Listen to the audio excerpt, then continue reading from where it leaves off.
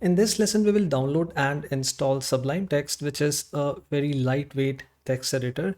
If you already have another text editor that you use on your system or a fully featured IDE like VS Code or PyCharm, then you do not need to install Sublime Text.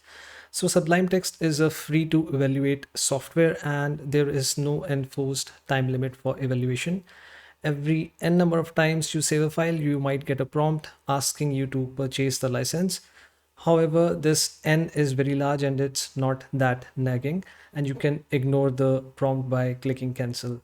So let's go to Google and search for this software Sublime Text. Let's click on this first link and then click on this download button. So depending upon your operating system, you can download the software. I have Windows OS, so I'll download the Windows software. So the installation process for Sublime Text is very straightforward.